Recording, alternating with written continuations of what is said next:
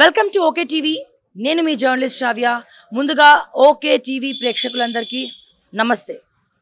మీ అందరు కూడా తెలుసు, తెలంగాణ రాష్ట్ర వ్యాప్తంగా జూబ్లీ హిల్స్ బై ఎలక్షన్స్ పైన తెలంగాణ ప్రజల చూపు మొత్తం కూడా ఉంది.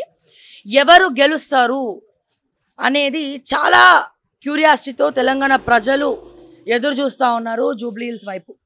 ఒకవైపు బీఆర్ఎస్, మరోవైపు కాంగ్రెస్, ఇంకోవైపు బీజేపీ, తర్వాత ఇండిపెండెంట్ ఆస్పిరెంట్స్ అండ్ మా నిరుద్యోగులు. సో వీళ్ళందరి మధ్యలో పోటాపోటీగా ఎన్నికల ప్రచారం నడుస్తూ ఉంది. మనకు సమయం కూడా ఇంకెక్కువ లేదు. నాకు తెలిసి ఆల్మోస్ట్ ఒక 3 రోజులు మాత్రమే సమయం ఉంది ప్రచారానికి. అండ్ నిరుద్యోగుల మీద కేసులు పెడతా ఉన్నారు ప్రచారం చేస్తూ ఉంటే. గ్యారంటీ కార్డ్స్ పట్టుకొని, దొంగ హామీలు పట్టుకొని, ముఖ్యంగా నిరుద్యోగుల హామీలు అప్పుడు చూసినట్లయితే బీఆర్ఎస్ అధికారంలో ఉన్నప్పటి నుంచి వీళ్ళ కష్టాలు ఎక్కడేసిన గొంగలు అక్కడనే ఉన్నది. తర్వాత ఏదో ఆశ చూపించారు. 46 జీవో ఇగో మేము ఉన్నాం కదా, వాళ్ళు తంతే కుడికాలతో తంతే ఎడమ చేతితోటి మేము పిలిపించుకుంటామని చెప్పి మేనిఫెస్టోలో పెట్టి 46 జీవో రద్దు చేస్తామన్నారు. 29 జీవో సవరిస్తామన్నారు. ఉద్యోగాలు 2 లక్షల ఉద్యోగాలు ఏడాదికి అన్నారు. ఇప్పుడు 2 ఏళ్ళు అంటే 4 లక్షల ఉద్యోగాలు వచ్చి ఉండాలి. కానీ 70,000 ఉద్యోగాలు వాళ్ళు ఇచ్చినామంటున్నారు. కానీ మన నిరుద్యోగులు మాత్రం మాకు ఎటువంటి ఉద్యోగాలు ఇంకా ఇవ్వలేదని చెప్తున్నారు. సో ఇన్ని కాంట్రవర్సీస్ మధ్యలో యూత్ డిక్లరేషన్ ఇస్తామన్నారు. యూత్ డిక్లరేషన్ కూడా ఇప్పటివరకు దిక్కులేదు సరి కదా. నిరుద్యోగ భృతి కూడా ఇప్పటి వరకు అధోగతి పాలైంది. సో ఇవన్నిటిని కూడా దృష్టిలో పెట్టుకొని నిరుద్యోగులు ఎట్లనైనా సరే జూబ్లీ హిల్స్లో కాంగ్రెస్ అధికార పార్టీకి మొట్టికాయలేస్తూ అధికార పార్టీకి యాంటీగా ఇన్ సెన్స్ వాళ్ళ బాధ వాళ్ళు చెప్పుకుంటున్నారు. అంటే వాళ్ళ నిరుద్యోగులకు ఉన్నటువంటి కష్టాలు కావచ్చు, నిరుద్యోగ భృతి రాకపోవడం కావచ్చు, లేకపోతే జీవోలు సవరించకపోవడం కావచ్చు, రద్దు చేయకపోవడం కావచ్చు. సో రకరకాల అంశాలపైన మా నిరుద్యోగులకు వేయండి, మాకు ఉద్యోగం లేదు, వీళ్ళకి ఆల్రెడీ ఉద్యోగాలు ఉన్నాయి, ఉద్యోగం లేని వాళ్ళకి వేయండి, మమ్మల్ని ఆ పార్టీ ఈ పార్టీ అన్ని పార్టీలు వాడుకొని మోసం చేసినాయి, ఎన్నో కళలతోటి మేము టీషర్ట్లు వేసుకొని బస్సు యాత్ర చేసి మరి మేము బీఆర్ఎస్ని ఓడగొట్టి కాంగ్రెస్ని గెలిపిస్తే వీళ్ళు ఎడమ కాలుతోటి మమ్మల్ని తన్నారు. సో నిరుద్యోగుల నిరుద్యోగుల అందరి తరపున ఆస్మా ఇక్కడ జూబ్లీ హిల్స్లో నామినేషన్ వేసి అటు బీఆర్ఎస్కి ఇటు కాంగ్రెస్కి ముచ్చమటలు పట్టిస్తూ ఉంది. ఎంత అంటే మొన్న మనం చూసాము, కొంతమంది నిరుద్యోగుల జేఏసీ తరపున హామీల కార్డులు పట్టుకొని వీళ్ళు మోసం చేశారని చెప్పి తిరుగుతూ ఉన్నారు. వాళ్ళ మీద కాంగ్రెస్లో కొంతమంది ఈ నవీన్ యాదవ్ అనుచరులు గూండాగిరి చేసుకుంటే వాళ్ళ మీద దాడి చేశారు. నిన్న ఆస్మా వీళ్ళందరూ కూడా తిరుగుతూ ఉంటే ఇక్కడ అక్రమ కేసులు వీళ్ళని తీసుకెళ్లి పోలీస్ స్టేషన్లో పెట్టడము, ఇట్లాంటివి ఏదో రకంగా ఇబ్బంది పెడతా ఉన్నారు, హింసిస్తూ ఉన్నారు. ఇవన్నీ కూడా ఎందుకు? భయం. ఓడిపోతామన్న భయం ఉన్నప్పుడు ఎట్లా ఓట్లు చీలితే ఆస్మా గెలుస్తుందా లేదా అని పక్కన పెడితే షీఈ్ అ ఫైటర్. తను ఫైట్ చేస్తుంది, గెలవాలని తాపత్రయపడుతుంది. ఖచ్చితంగా మీ అందరి బ్లెస్సింగ్స్ ఉంటే గెలిచి తీరుతుంది కూడా. కానీ ఎక్కడ మళ్ళీ ఓట్లు చీలుతాయేమో అన్న భయానికి వీళ్ళు కుట్రలు చేస్తున్నారు, కుతంత్రాలు చేస్తున్నారు. బట్ ఇవన్నీ కూడా తట్టుకొని మన మైనారిటీ బిడ్డ ఆస్మా ఇక్కడ జోరుగా నిరుద్యోగులు అందరూ కలిసి ఎక్కడో దిల్సుఖ్ నగర్లో ఉన్న వీళ్ళందరూ రోజు అక్కడి నుంచి ఇక్కడికి వచ్చి మరి ప్రచారం చేస్తూ ఉన్నారు. మరి ఆస్మా ఇచ్చే హామీలు ఏంటి? కాంగ్రెస్ హామీలు ఏమి ఇచ్చినాయో మనకు తెలుసు. 7వ గ్యారంటీగా చెవులో పువ్వు పెట్టింది. సో ఆ చెవులో పువ్వు ఎప్పుడెప్పుడు తీసేసుకోవాలా అని చెప్పి ప్రజలందరూ కూడా ఎదురు చూస్తూ ఉన్నారు ఒకవైపు. అండ్ ఇటు బీఆర్ఎస్ కూడా ఏదో ప్రచారం చేస్తూ ఉంది, అది ఇదని చెప్పి చెప్తా ఉన్నారు. కాంగ్రెస్ గవర్నమెంట్ విఫలమైనటువంటి హామీలను గురించి ప్రచారం చేస్తూ ఉన్నారు. మరి ఆస్మా ఇచ్చే హామీలు ఎందుకు? ఆస్మా అసలు ఎందుకు ఇక్కడ నామినేషన్ ఇండిపెండెంట్గా వేయాలనుకుంది? సో దానికి కారణాలు ఏంటి అని మనం అడిగి తెలుసుకుందాము. నమస్తే అమ్మా. ఇంట్రడక్షన్ నేను లేట్గా వచ్చినా లేటెస్ట్గా చెప్పినా? అవునక్క, నిజమే. ఎలా నడుస్తుంది నీ ప్రచారం? ఎలా నడుస్తుంది? థ్యాంక్ యూ అక్క. ఫస్ట్ ఆఫ్ ఆల్ ఓకే టీవీకి మీకు ప్రత్యేక ధన్యవాదాలు. ఎందుకంటే ఏ మీడియా ఛానల్ కూడా, మా చుట్టూ తిరిగే మీడియా ఛానల్ కూడా ఈ రోజు దాకా మా కోసం రాలే. మీరు ఫస్ట్ టైం మా కోసం వచ్చిర్రు, అందుకు మీకు చాలా కృతజ్ఞతలు. ఎందుకంటే మొన్న ధర్నాలు, నిరసనలు, ఏ నిరసనలు తెప్పినా మీడియానే మమ్మల్ని హైలైట్ చేసింది. కానీ ఇప్పుడు ఆ మీడియా మొత్తం ఎందుకో గానీ అసలు మమ్మల్ని పలకరిస్తలేదు. ప్యాకేజ్ ఇవ్వనుంటే నువ్వు కూడా ఏమన్నా 3 లక్షలు 4 లక్షలు మా దగ్గర ప్యాకేజ్ కాదా, ప్యాకేజ్ కి ఉన్న కవర్ కూడా లేదన్నట్టు. సో నీ దగ్గర ప్యాకేజ్ లేకపోయినా మాట్లాడే శక్తి ఉన్నది. సో నీ మేనిఫెస్టో ఏంటి? నీ బ్యాలెట్ బాక్స్ నెంబర్ ఏంటి? నీ గుర్తు ఏంటి? అసలు నువ్వు జూబ్లీ హిల్స్లో ఎందుకు పోటీ చేద్దాం అనుకుంటున్నావు? నీ ఇన్స్పిరేషన్ ఎవరు? ఇన్స్పిరేషన్ మొత్తం మా నిరుద్యోగులే. ఎందుకంటే ఏ పార్టీని నిలబెట్టాలన్నా ఏ పార్టీని కూలగొట్టాలన్నా మా నిరుద్యోగులే. ఇప్పుడు ఆ నిరుద్యోగులు నా వెంట ఉన్నారు. ఇంతకు ముందు బీఆర్ఎస్ వెంట ఉన్నప్పుడు బీఆర్ఎస్ గెలిచింది, బీఆర్ఎస్ ని బొందబెట్టినప్పుడు కాంగ్రెస్ గెలవాలనుకున్నప్పుడు కాంగ్రెస్ ని గెలిపించారు. అదే నిరుద్యోగులు ఈరోజు నా వెంట ఉన్నారు. ఖచ్చితంగా నేను గెలుస్తాను నేను చెప్పగలుగుతా. ఎందుకంటే వీళ్ళు విద్యా వైద్యం పైన ఎంత నెగ్లెక్ట్ చేస్తున్నారు అనేది మనకు అందరికీ తెలుసు, నాకంటే ఎక్కువ మీకు కూడా తెలుసు. ప్రతిరోజు వాళ్ళు చెప్పే విషయాలన్నీ మీరు గమనిస్తున్నారు. ప్రతి నాయకుడి మాటలు కూడా మీరు కూడా వింటున్నారు, మేము కూడా వింటున్నాం. వాళ్ళు ఇచ్చే దొంగ హామీలు అమలు చేయకుండా ఈరోజు నిరుద్యోగుల్ని రోడ్లు పట్టించారు. వైద్యం అందక ఎంతో మంది చనిపోతున్నారు. ఉస్మానియా గాంధీ హాస్పిటల్ చుట్టే ఎంతమంది పేషెంట్లు తిరగాలి? ఇక్కడ జూబ్లీ హిల్స్ లో 4 లక్షల ఓటర్లు ఉన్నప్పుడు ఒక మల్టీ స్పెషాలిటీ హాస్పిటల్ ఎందుకు లేదు? ఎందుకు లేదు? రెసిడెన్షియల్ స్కూల్స్ ఎందుకు లేవు? హాస్టల్స్ లేక చాలా మంది నిరుపేద విద్యార్థులు చదువుకు దూరం అవుతున్నారు. అంతా చదువుకున్న 10th తర్వాత ఇంటర్ డిగ్రీ ఇలాంటివి చదువుకుందామన్నా ఫీజు రియంబర్స్మెంట్ వస్తలేదు. ఇప్పుడు అది ఆగిపోయింది. వయసు ఉన్నప్పుడు ప్రవేశపెట్టిన ఫీజు రియంబర్స్మెంట్ ఆయన హయాం నుంచి నడిచి ఆరోగ్యశ్రీ ఇలాంటి పథకాలన్నీ ఆగిపోయినాయి. ఇవి ఆగిపోవడం వల్ల నిరుపేదలకి నష్టం జరుగుతుంది కానీ మీలాగా ఉన్న వాళ్ళకి ఏమైనా నష్టం జరుగుతుందా? మీరు అదే ఏసీ కార్లు వేసుకొని మంచిగా దర్జాగా తిరుగుతున్నారు. కానీ నిరుపేద నిరుపేదలు ఇక్కడ నష్టపోతున్నారు. విద్యకి వైద్యానికి వీళ్ళు దూరం అవుతున్నారు. దీని ద్వారా మా జీవనం ఎట్లా కొనసాగుతుంది? చదువు లేకపోతే నెక్స్ట్ జనరేషన్ ఎట్లా బాగుపడుతుంది? విద్యాశాఖ మంత్రి ఏం చేస్తున్నాడు? మరి ఎక్కడ ఉన్నాడు విద్యాశాఖ మంత్రి? కదా ఆయన దగ్గర పెట్టుకొని కూర్చున్నాడు కదా. ఇప్పుడు ఏదో ఇక్కడ జూబ్లీ హిల్స్ ప్రజలకి అజారుద్దీన్ కి మంత్రి పదవి ఇస్తే ఆయన ఏదో బాగు చేస్తాడు అన్నట్టు హుటాహుటిన ఈయనకు మంత్రి పదవి ఇచ్చిండు. అదే విద్యాశాఖ మంత్రి ఇవ్వనుంటివి మరి విద్యాశాఖ మంత్రి ఎందుకు ఇవ్వలే? మరి ఓన్లీ ఆయనకి ఏ మంత్రి పదవి ఇచ్చిండో తెలియకుండా డైరెక్ట్ ప్రమాణ స్వీకారం చేయించారు. అది ఉంటుందా ఉడుతుందా కూడా తెలియదు. అలాంటిది జూబ్లీ హిల్స్ లో ఎన్నికల్లో భాగంగా అజారుద్దీన్ కి మంత్రి పదవి ఏం అవసరం? అంటే మైనార్టీ ఓట్లని ఇక్కడ ఆయన సైడ్ చేసుకుందామనే ఉద్దేశమే కదా. అంత మాత్రాన మైనార్టీ ఓట్లు పడతాయా? వాళ్ళకి కావాల్సింది మైనార్టీ డిక్లరేషన్. ఇది అమలు చేస్తే అప్పుడు పడుతుండేనేమో. ఇవన్నీ అమలు చేయకుండా ఆయనకు ఉద్యోగం ఇస్తే మాకు ఉద్యోగాలు ఇచ్చినట్ట. మైనార్టీ బిడ్డలందరికీ మీరు ఉద్యోగాలు ఇచ్చిర్రా ఏమన్నా? మైనార్టీ బిడ్డలకు అన్యాయం చేసుకుంటూ మీరు ఆయనకు మంత్రి పదవి ఇచ్చి మాకు ఇచ్చినాము, మేము మైనార్టీలకు న్యాయం చేస్తున్నాము, కాంగ్రెస్ అంటేనే మైనార్టీలు అంటేనే కాంగ్రెస్ అన్నట్టు ఈ డైలాగులు ఎందుకు? మైనార్టీల కోసం మీరు ఏం చేసిరో చెప్పండి. కబ్రస్థాన్ కోసం జాగా కేటాయించని మీరు ఈ రోజు మైనార్టీ అంటే కాంగ్రెస్ లేకపోతే ముస్లింలు లేరు, కాంగ్రెస్ ఉంటేనే ముస్లింలు ఉంటది అంటే కాంగ్రెస్ ఫస్ట్ పుట్టిందా ముస్లింలు ఫస్ట్ పుట్టిందా? మొత్తాన్ని మా జాతిని అవమానించే క్రమం ఇది. ఎంతవరకు కరెక్ట్ ఇది? అంటే ఇప్పుడు ఇక్కడ జూబ్లీ హిల్స్ నియోజకవర్గంలో ఆల్మోస్ట్ 130,000 ఓట్లు మైనార్టీస్వే ఉన్నాయి కాబట్టి ఇప్పుడు మైనార్టీస్ని కాకా అయితే పడుతున్నారు. బట్ ఇప్పటివరకు ఆ శ్మశాన వాటిక కూడా ఎక్కడిచ్చారు అనేది ఎవరికి కూడా క్లారిటీ లేదు. సో దీని గురించి మీరు ఏం చెప్తారు? అండ్ 70,000 ఉద్యోగాలు ఆల్రెడీ ఇచ్చేసినామని చెప్పి ప్రచారంలో చెప్తా ఉన్నారు. ఒకటి, ఇంకోటి ఏంటంటే ఆస్మా బీఆర్ఎస్ కోసం పనిచేస్తుంది అంటే నిరుద్యోగులందరూ వాళ్ళు ఇచ్చే డబ్బులతోటి పెయిడ్ బ్యాచ్తో ఇవన్నీ కూడా చేస్తూ ఉన్నారని చెప్పి మాట్లాడుతూ ఉన్నారు. బలంగా వినిపిస్తున్నటువంటి ప్రచారం ఇది. సో దీని గురించి వాళ్ళు మాట్లాడుకొని నరం లేని నాలుక వాళ్ళది ఎంతైనా మాట్లాడుతున్నారు. ఎందుకంటే ఒక ఆడపిల్ల ధైర్యంగా ఇండిపెండెంట్గా ముందుకు వచ్చినప్పుడు అది స్వీకరించడం కోసం కష్టమవుతుంది. ఇప్పుడు నా వల్ల వాళ్ళకి డ్యామేజ్ అవుతుంది కదా, ఇప్పుడు నన్ను ఎట్లనో బ్లేమ్ చేస్తే భయపడుతుంది అనే ఉద్దేశం ఆల్రెడీ మా నిరుద్యోగుల్ని భయపడే ప్రయత్నాలు కూడా చేసిరు పోలీసులతోటి. అట్లా కూడా భయపడలేదు, మేము ముందుకు వచ్చి కొట్లాడుతూనే ఉన్నాము. ఇంకొకటి ఏమంటే బీఆర్ఎస్ చేయిస్తుంది, బీజేపీ చేయిస్తుంది అంటే మీరందరూ ఒకటే కదా, మీరందరూ ఒకటే, మమ్మల్ని అంటే ఎట్లా? మీరందరూ ఒకటే. ఎవరెవరికో అమ్ముడు పోయి మమ్మల్ని అంటారు. మీరు ఇప్పటికిప్పుడు నిన్న జరిగిన సభలో కూడా బండి సంజయ్ గారు ఏమన్నారంటే టోపీ పెట్టుకున్న వాళ్ళని ఓటు అడగడం కంటే నేను నా గొంతు కోసుకుంటా అంటారు. అంటే ఈ ఓట్లన్నీ కాంగ్రెస్కి ఏమనే కదా అర్థం. ఇండైరెక్ట్ గా మీరు మాకు ఓటు వేయకండి ముస్లింలు, మీరు మీ ఓట్లని కాంగ్రెస్కి ఏమనే కదా అర్థం. ఇప్పుడు అట్లే ఉంది పరిస్థితి. మీరు ఒకటై మీరు పంచుకొని మీరు కబ్జాలకు అన్ని మాట్లాడుకొని సెటిల్మెంట్లు చేసుకొని ఇప్పుడు మా మీద పడతారేంది? మేమే కనుక మీకు అమ్ముడు పోతే ఈరోజు మాకు ప్రచార రథాలు ఉంటుండే కదా, మాకు కూడా సపరేట్ కాన్వాయ్ ఉండి మేము కూడా హంగు ఆర్భటాలు చేసుకుంటూ పోయేటోళ్ళం.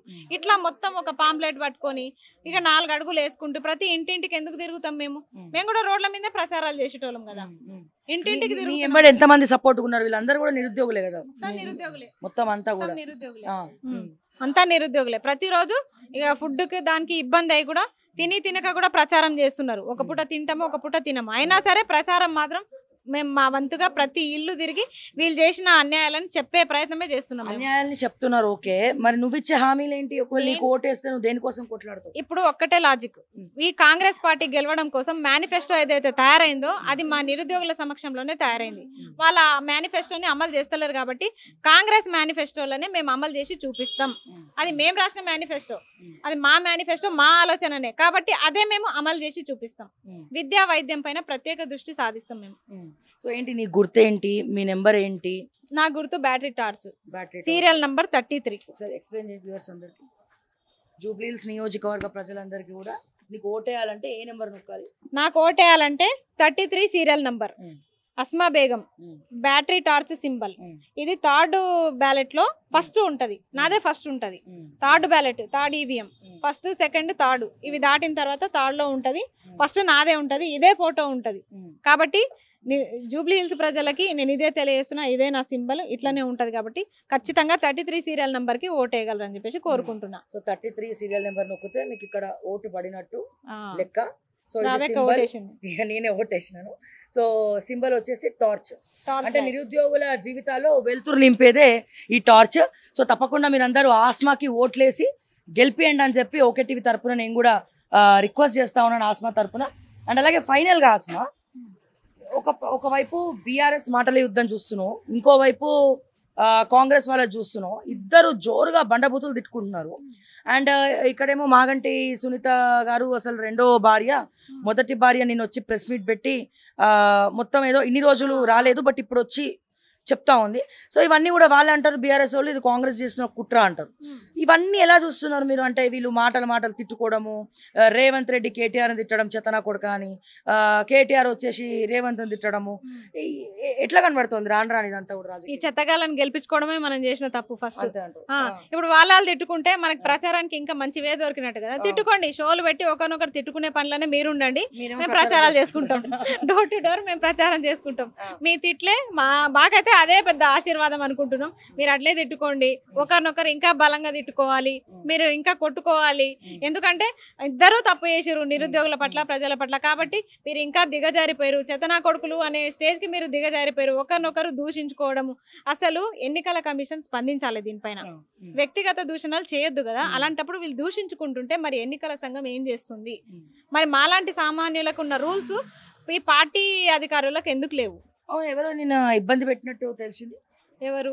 మీ వాళ్ళని పోలీసు వాళ్ళు, ఎందుకు కాంగ్రెస్ కార్యకర్తలు కూడా మీరు ఎందుకు 60,000 ఉద్యోగాలు ఇస్తున్నప్పటికీ మీరు ఇక్కడ వచ్చి ఎందుకు కొట్లాడుతున్నారు, ఇక్కడ వచ్చి మాకు ఎందుకు నెగిటివ్ చేస్తున్నారు అని చెప్పేసి చేస్తున్నారు. నిరుద్యోగ జేఏసీ నుంచి కూడా చాలా మంది వచ్చారు. వాళ్ళని కూడా తీసుకెళ్లి కాంగ్రెస్ కార్యకర్తలు కొట్టి వాళ్ళని విదూష పదజాలాలతో దూషించి ఎస్టీ అని అట్లా లంబడోడా అది దూషించారు. బాలకోటనని ఆయన మీద కేసులు కూడా పెట్టారు.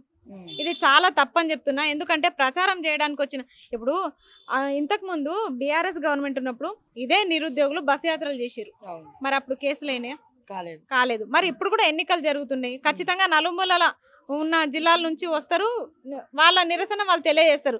అట్లాంటప్పుడు ఇప్పుడు మాత్రమే కేసులు ఎందుకు అవుతున్నాయి అంటే మీరు అప్పుడు అధికారంలో లేరు, కానీ మీరు చేస్తే మాత్రం అది మీకు కరెక్ట్ అనిపించింది. ఇప్పుడు మీ మీద ఇతరులు చేస్తే మాత్రం తప్పు అనిపిస్తుందా? నిరుద్యోగులే చేస్తున్నారు కదా, మీకు వ్యతిరేకంగా చేస్తున్నారు కాబట్టి వాళ్ళ మీద కేసులు పెట్టి ఇరికించే ప్రయత్నాలు చేశారు.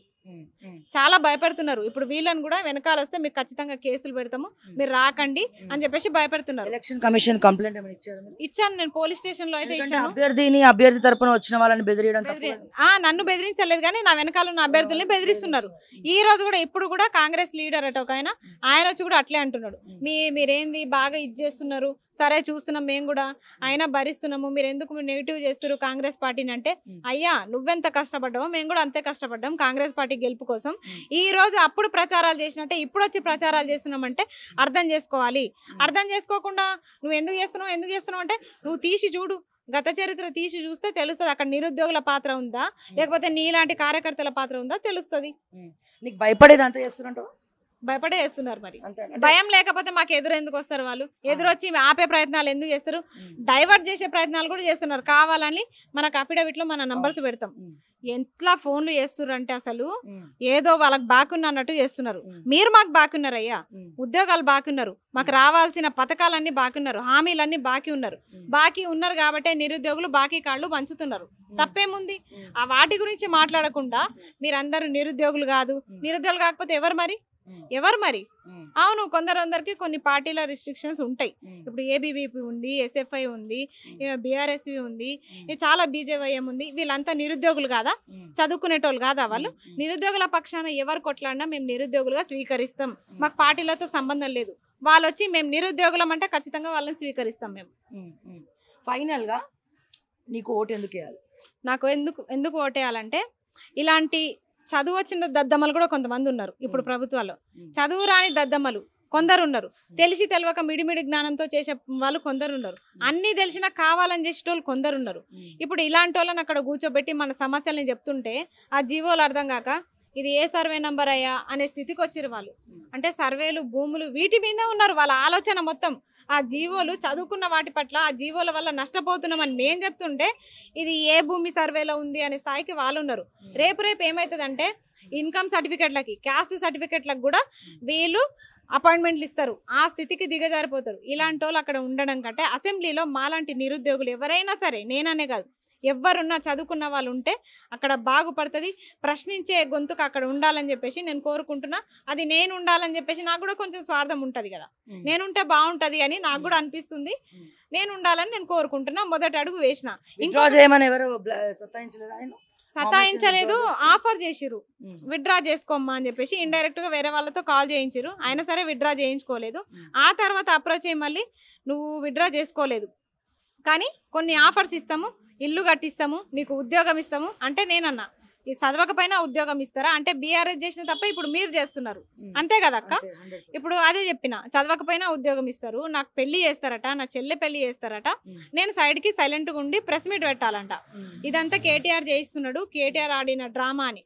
అసలు కేటీఆర్ ఎవరు, బీఆర్ఎస్ ఎవరు నన్ను అడిగితే నేను ఎప్పుడో 6 నెలల క్రితం నేను చెప్పిన, మాగంటి గోపినాథం గారు మరణించిన తర్వాత మా నిరుద్యోగ సభలో చెప్పిన. ఆ సభకు మీరు కూడా వచ్చారు, అన్ని ఛానల్స్ వచ్చినాయి. ఆ సభలో నేను అనౌన్స్ చేసిన, మీరు నోటిఫికేషన్స్ ఇస్తారా లేకపోతే మీరు ఇచ్చిన నోటిఫికేషన్లో మేము అప్లై చేసుకోవాలా అని.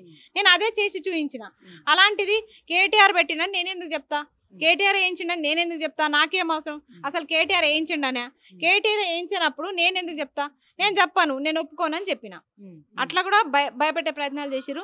నువ్వు మంచికి మంచి, చెడుకి చెడు ఉంటాం మేము అంటే, ఆ చెడుకి మేము ఇంకా చెడులం, ఇంకా చెడులం, తగ్గేదే లేదు. నిరుద్యోగులం అస్సలు తగ్గేదే లేదు. సో విన్నారు కదా, ఒక్క నిరుద్యోగి ఆస్మా ఒక జూబ్లీ హిల్స్ ఎన్నికల్లోనే ప్రచారం చేసి నామినేషన్ వేస్తూ ప్రచారం చేస్తూ తిరుగుతోంది. వీళ్ళందరూ కూడా ఆస్మాకి సపోర్ట్గా తిరుగుతూ ఉన్నారు. దీని ఒక్కటి తిరుగుతూనే నామినేషన్ వేసి అధికార పార్టీ భయపడుతోంది. చెమటలు పడుతున్నాయి, విత్డ్రా చేసుకోమంటున్నారు, తిడుతున్నారు, బండ బూతులతో దూషిస్తూ ఉన్నారు. మరి తెలంగాణ రాష్ట్ర వ్యాప్తంగా ఉన్న నిరుద్యోగులందరూ రానున్న మున్సిపల్ ఎన్నికల్లో, పంచాయతీ ఎన్నికల్లో ఊరూరున నించోని అప్పుడు చేసే యాత్ర ఏదో ఇప్పుడు వాళ్ళ కోసం చేసుకొని నించుంటే మరి వీళ్ళు తట్టుకుంటారో, కాంగ్రెస్ పార్టీ వదిలేసి పారిపోతారో, తెలంగాణ వదిలేసి పారిపోతారో, ఇక వాళ్ళ విజ్ఞతకే వదిలేస్తూ ఆస్మాకి సపోర్ట్ చేయండి. సో టార్చ్ గుర్తుకు బ్యాలెట్ నెంబర్ 33 టార్చ్ గుర్తుకి ఓటేసి గెలిపియండి అని చెప్పి మరొకసారి తెలియజేస్తూ మరిన్ని అప్డేట్స్ కోసం చూస్తూనే ఉండండి ఓకే టీవీ. అంటిల్ దెన్ నేను మిస్ శ్రావ్య. జై తెలంగాణ, జై హింద్.